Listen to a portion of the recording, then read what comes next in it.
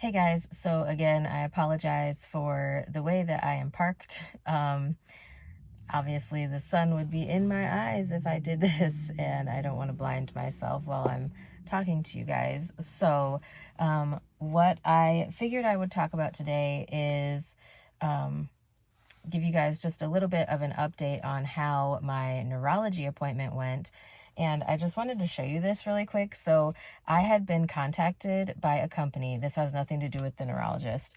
I had been contacted by a company who asked me if I could review their water bottle. Look at how cute this is. So I didn't pick the color, but this is super cute, and I actually brought it to work with me this morning. I will try to find the link to this particular water bottle. It has a magnet lid. Look at this. So I brought this for my water this morning. I love the little handle that it has too. I've been carrying it by this, obviously, but, or honestly, not obviously, but it also does have the handle. So on to talking about my neurology appointment. So for those of you who don't know, I do have a seizure disorder. I also had a stroke back in 2019. And so every 6 months, I am supposed to go see the neurologist, kind of just for a follow-up to check in and see how things are doing. And Monday of this week was that appointment for me. So today is Thursday, and on Monday I went to go see him. The one thing I hate about going to see this neurologist particularly is he only does telehealth, and it's very frustrating because I feel like I waste a lot of time just driving to his office only to be told that I can only see him via telehealth. Like, I've never seen him in person face to face. It is always via telehealth, and that's really frustrating to me because I drive a little over an hour just to get to his office every time. So anyway, rant over in that aspect. They were very, very busy in that office when I showed up on Monday, but I got in pretty quickly. He was surprised to see how much weight I had lost. He said he was going to ask me if I was sick, before I had started to explain to him that, I was having a little bit of an issue swallowing my Keppra, because I take 1,500 milligrams of Keppra twice a day. And so those particular pills are pretty big, and ever since I had my surgery, I have been having trouble swallowing those pills because they're so large. So I let him know about that particular issue, and he said, well, you could have called my office and we could have sent you in a liquid form. And I wanted to say to him, do you know the amount of times that I have called to try to talk to someone at your office and can never get through?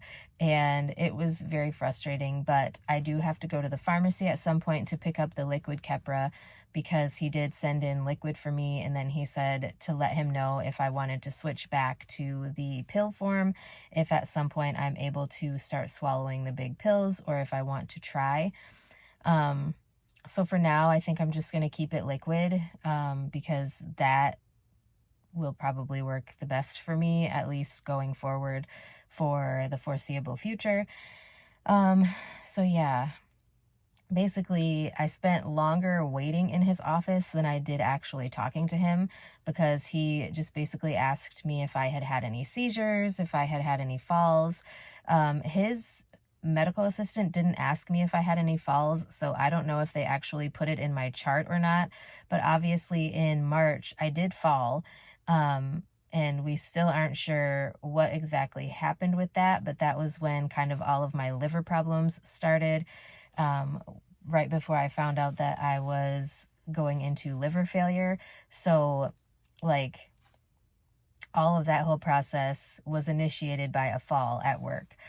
For those of you who haven't watched kind of those videos and everything. But I am very happy to say that everything is going good. He feels like this dosage of Keppra, the 1,500 milligrams twice a day, is what is going to work best for me long term, seeing as even though I hadn't taken the Keppra in pill form for a little bit, I didn't have any breakthrough seizures, so he was very, very happy about that as well. He just wanted me to be very careful, and he's like, next time, if there's a reason why you can't take the pills, just call my office and let me know. And again, I can never get through to their office for whatever reason. And when I do, they're kind of rude. Also, I can't remember if I mentioned this or not, but the last time I saw him, he had ordered an EEG because I was having some seizure activity, and he wanted to make sure that certain new symptoms I was having was not like unrecognized seizure activity. Sorry, I was hiccuping. But that basically came back okay, and his office had called me asking me to do like a 3-day at-home EEG test. And so I told him, I'm sorry that I didn't really have the time to do that 3-day home EEG test, but I couldn't really afford to take the time off of work when all of that was going on. And he said, "What are you talking about?" So I explained to him that they had called and said that he had wanted me to do the 3-day home EEG test, and he said that he never ordered it. So I don't know where that idea came from or where they got that from, but for whatever reason, they were going to have me do this home EEG test that he never even ordered. And it's not like he has a PA or a nurse practitioner that works in his office with him. He just kind of has his medical assistants do all this stuff virtually via the telehealth little like rolling computer monitor thing, and his little camera, and like if there's any testing, he will order it. Like he doesn't have a nurse practitioner or anything that works in the office with him. So I don't know what's going on there, but I'm definitely glad now that I didn't attempt to take that time off of work just to do that testing, because if he never ordered it, what are we even doing? So yeah, anyways, I just thought that I would let you guys know kind of how things went. Everything is good. I don't have to see him again until the end of January 2025. So I'm feeling good about that.